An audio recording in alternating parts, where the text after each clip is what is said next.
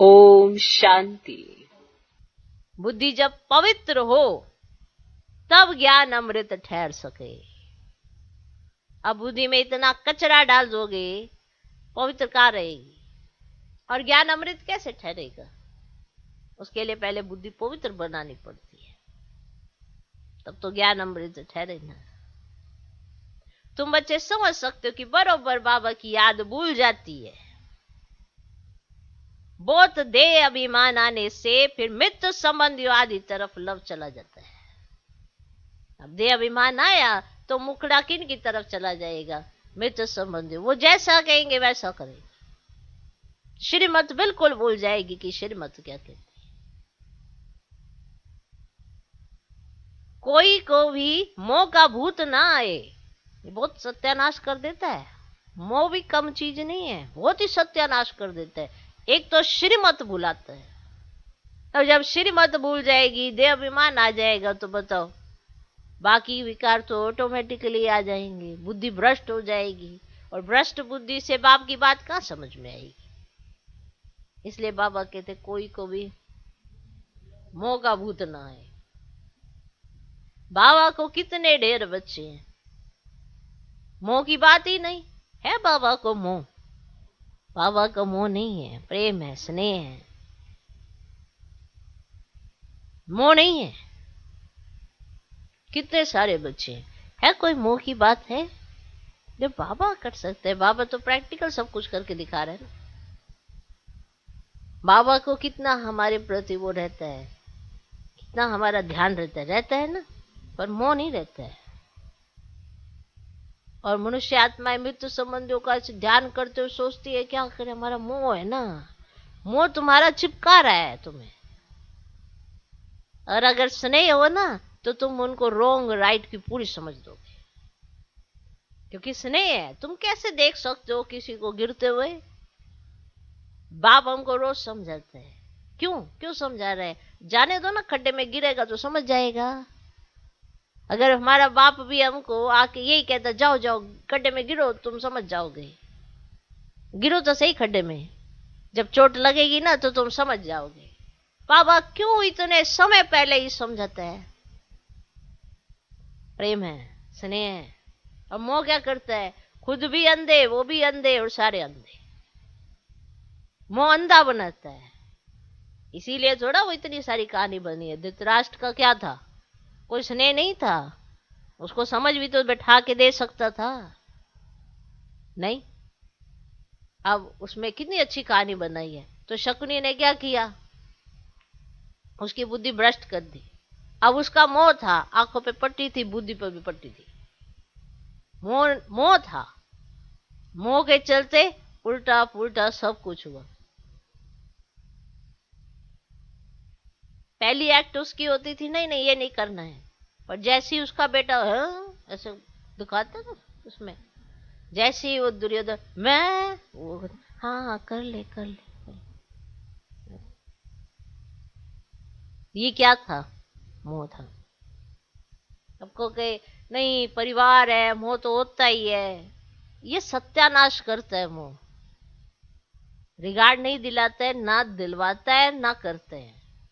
क्योंकि मोह गिराएगा, उठाएगा कभी नहीं। बाबा को इतने बच्चे हैं, सबको उठाने में बाबा लगा हुआ है। कितना प्यार से सबकी पालना, रिगार्ड है। कोई कमी है पालना में? है कोई कमी? खाने पीने रहने करने सब चीजों में कोई कमी है बाबा की तरफ से? बाबा का प्यार नहीं है, प्यार है बाबा का, मोह नहीं है। इसीलिए गलत को गलत, सही को सही कहने की बुद्धि भी भगवान ने हम बच्चों को दी है कि नहीं दी है? नहीं नहीं, जाने दो, कोई बात नहीं। जब कोई गिरेगा तो उसे चोट लगेगी, पता पड़ जाएगा कि यहाँ गिरना ही है। अरे कैसे आप देख सकते हो कि अपने बच्चे को गिरते हुए? तो फिर तो करने दो सबको जो दिलाए। गिर के रो के सबने तुम्हारी गोद में ही आके फिर बिलखना है ना, तो तुम भी रोना, वो भी रोएंगे, तो सारे रोना बैठ के। ये गिराता क्या है? मोह। सही और गलत की पहचान ही नहीं लेने देता। खतरनाक है बहुत ये। और व्यक्ति सोच लेता है कि हम सही कर रहे हैं। नहीं, आप किसी को अगर कोई गलत कर रहा होगा ना, उसको समझाओगे, प्यार से समझाओगे, उसको बुरा लगेगा, मेरे को ऐसे टोक दिया, फिर दोबारा समझो, फिर तीसरी बार समझो, और उसे बताओगे हमारा कंसर्न क्यों है। क्योंकि इसका रिजल्ट थोड़े समय के बाद क्या होने वाला है, जब उसको ड्रामा दिखाएगा, क्योंकि ड्रामा ने भी तो सहयोग देना आपको। आप श्रीमत परमान उसको समझा रहे हो, समझा रहे हो, समझा रहे हो, समझा रहे हो, समझा रहे हो, ओके। फिर बाद में क्या कौन दिखाई देता है? ड्रामा। जैसे अभी देखो, बाबा ने बच्चों को समझाया, समय बहुत थोड़ा, समय बहुत थोड़ा, बहुत थोड़ा समझाया। बाप है ना आपका, समझाता रहेगा, समझाता रहेगा, बच्चे मनमोजी, समझे ना समझे, लेकिन फिर लास्ट में कौन समझाएगा? और फिर अंदर से निकलेगा, हे प्रभु तेरी लीला, तूने कितना समझाया, तेरी गत मत तू ही जाने, और तूने इतना बताया, इतना बताया, फिर भी हमें समझ नहीं आया। तब हर एक एक्सेप्ट करेगा कि मेरी भूल का जिम्मेवार मैं स्वयं हूं। और जब वो एक्सेप्ट करेगा तो वो परमात्मा पे दोष कभी नहीं मढ़ेगा। इसके आधार पर उसके हिसाब किताब खत्म होंगे। नहीं तो अभी क्या है, गलती खुद करते हैं, डालते दूसरे पे है, फिर गलती खुद करते हैं, डालते दूसरे पे। ये जो गलतियां करके हम दूसरों पे डालते चले जाते हैं ना, तो कभी सुधरते नहीं है। जो गलती करके स्वयं रियलाइज कर लेता है कि यहां मेरी भूल है, तो वो सुधर जाता है। और यहां तक पहुंचने में टाइम लग जाता है, और इतने में ही उम्र निकल जाती है।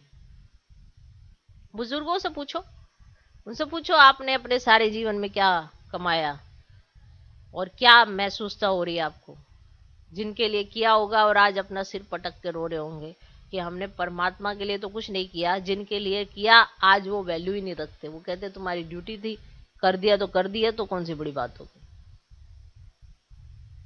तो ये एक जर्नल लैंग्वेज सुनने को मिलेगी। और फिर इंसान को स्वीकार करना पड़ेगा कि इस दुनिया में कोई किसी का नहीं है।